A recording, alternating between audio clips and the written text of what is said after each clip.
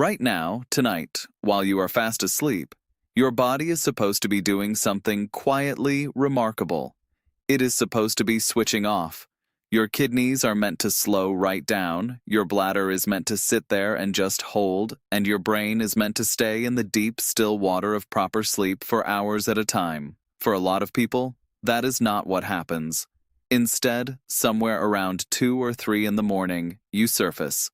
You are wide awake, your heart is going a little faster than it probably should be, and you are completely convinced that you need to empty your bladder right now, this second. So you get up, you shuffle to the bathroom in the dark, and here is the strange part.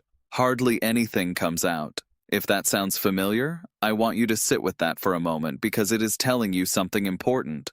A bladder that wakes you up screaming and then gives you a teaspoon is not a full bladder. It is a frightened one. And the difference between those two things is the whole reason you are not sleeping through the night. Here is what makes this one sneak up on people. We file it under getting older. We blame the glass of water we had with dinner.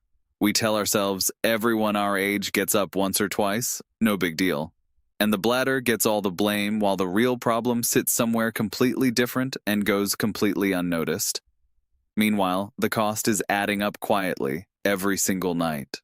Broken sleep is not a minor inconvenience. Over months and years, it chips away at your blood pressure, your blood sugar, your mood, your memory, and in older adults, those midnight trips to the bathroom are one of the most common ways people end up falling and breaking a hip. I have seen exactly that come through the doors more times than I can count.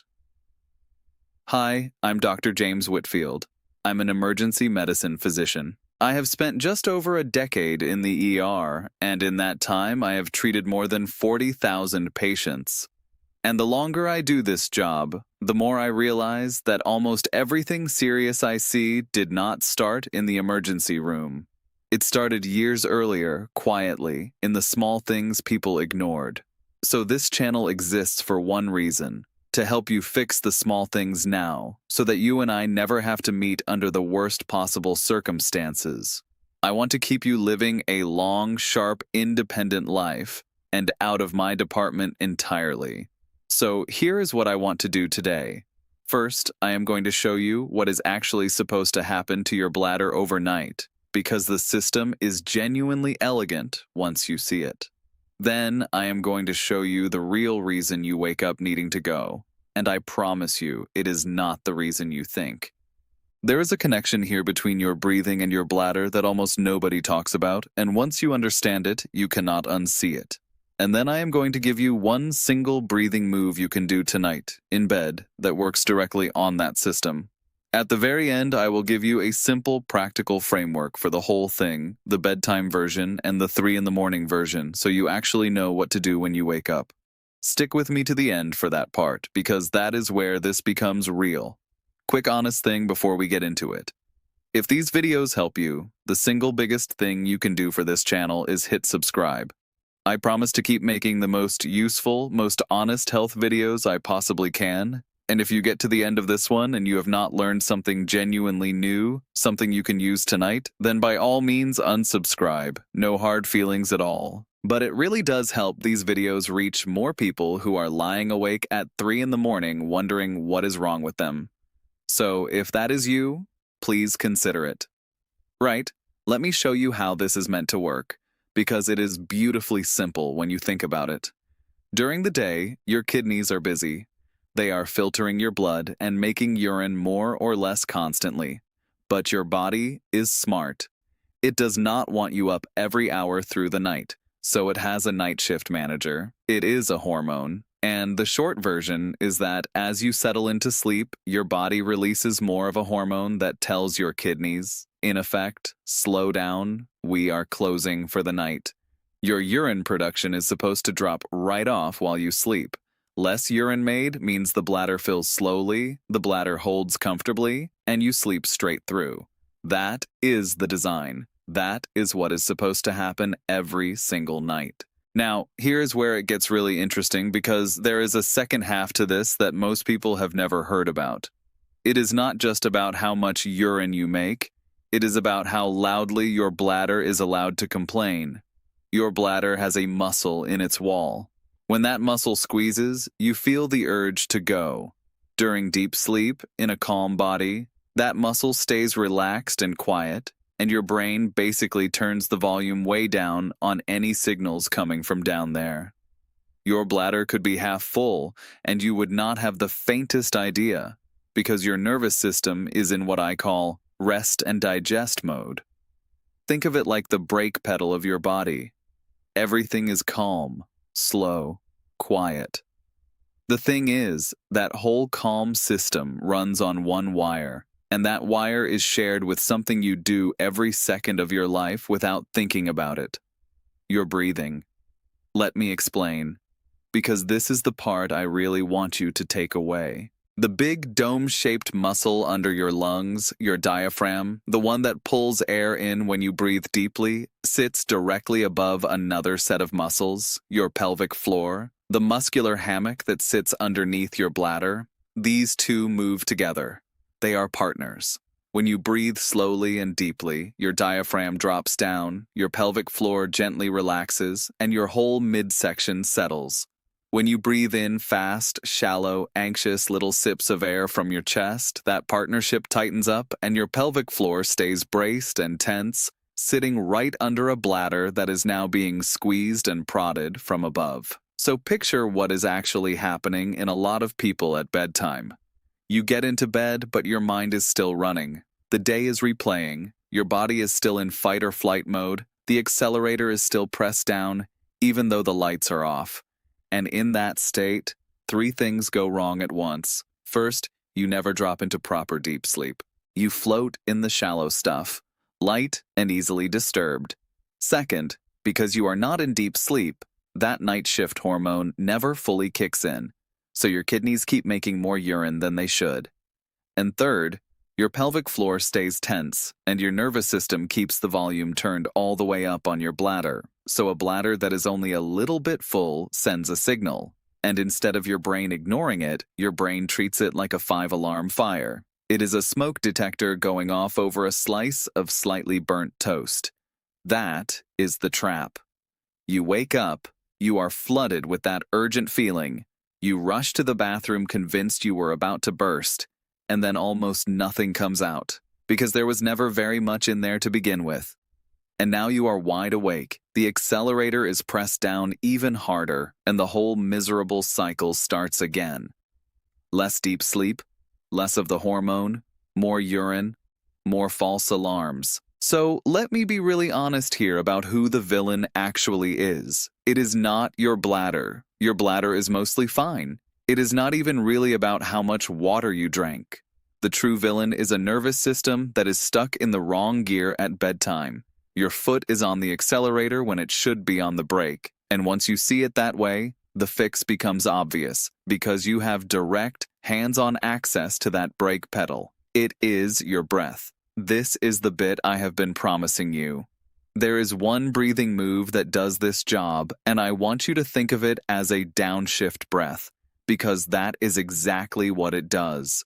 It takes your body out of high gear and drops it down into the gear where sleep and a quiet bladder actually live.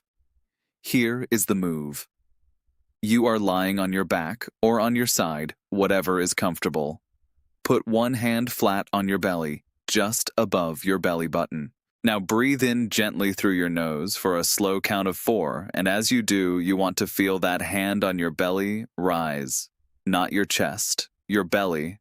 Your chest should barely move. That is how you know your diaphragm is doing the work and not your shoulders. Then, and this is the most important part by far, you breathe out slowly for a count of 6 or even 8 if you can manage it without straining. Long, slow, soft, like you are fogging up a mirror. The exhale is where the magic is. A long, slow out-breath is the single most direct switch you have for hitting the brake pedal in your nervous system. It physically nudges you out of fight or flight and into rest and digest. And as you exhale, you let your belly fall, you let your jaw go loose, and you let everything down below soften too. That is it. In for 4 through the nose, belly rising.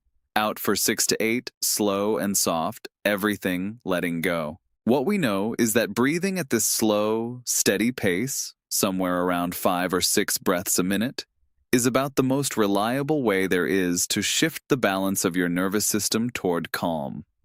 You are not just relaxing your mind, you are relaxing the actual muscles around your bladder, you are turning down the volume on those false alarms, and you are giving your brain the signal it needs to finally drop into the deep sleep where your kidneys are supposed to clock off for the night.